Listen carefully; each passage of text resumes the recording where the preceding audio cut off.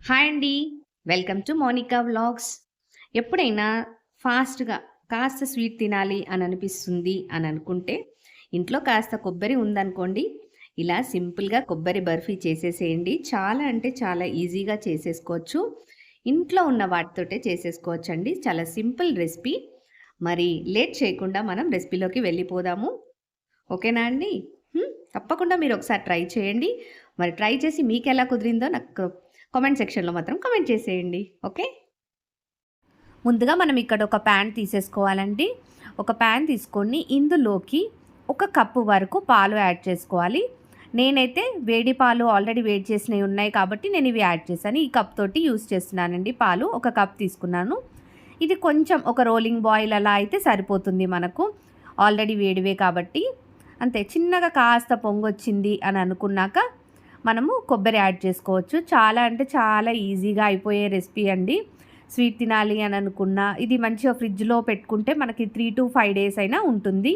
ఏం ఖరాబ్ అవ్వదు ఈ స్వీట్ అనేది.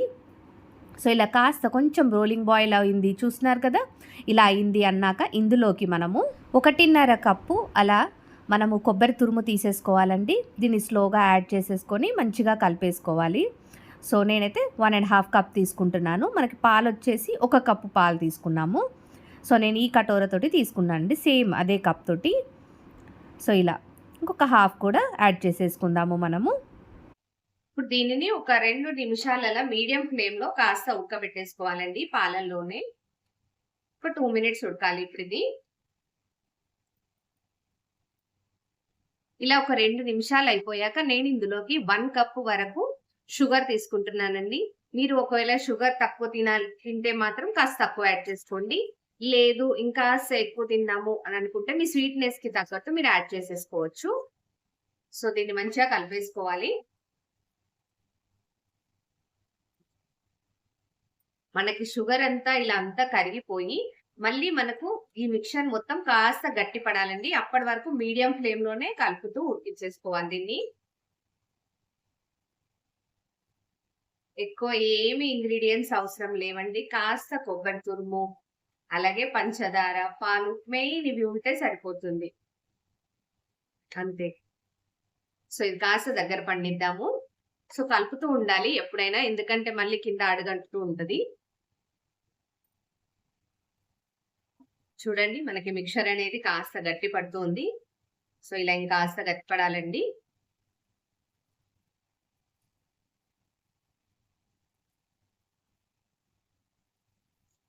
ఇలా చూస్తున్నారు కదండి, కాస్త మనకి కలర్ చేంజ్ అనేది ఉంది.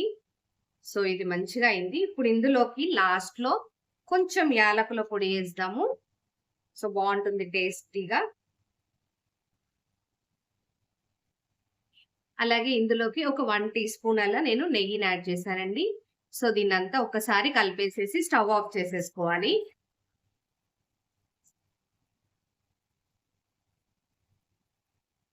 సో చూస్తున్నారు కదండి, మనకి ఇలా అనేది మనకి మిక్చర్ అనేది ఇలా కనిపిస్తూ ఉంటుంది.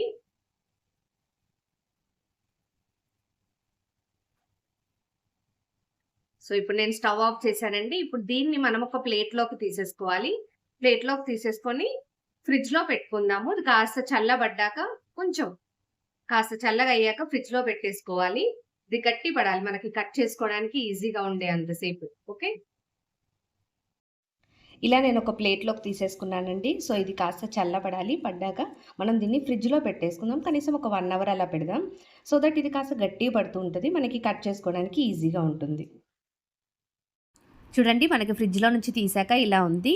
సో దీనిని మనం మనకు నచ్చిన షేప్లో ఇలా కట్ చేసేసుకోవచ్చు. మీకు ఇష్టమైన షేప్లో కట్ చేసుకోవచ్చు అండి. ఓకే,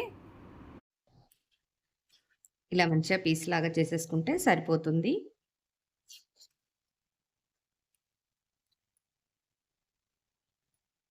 చూస్తున్నారు కదండి, ఇలా మంచిగా మీకు నచ్చిన షేప్లో కట్ చేసుకోవచ్చు. నేనైతే ఇక్కడ స్క్వేర్ షేప్లో కట్ చేసుకున్నాను.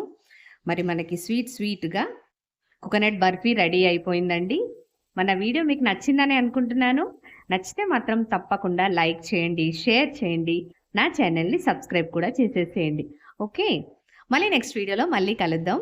Have a nice day. Thank you for watching.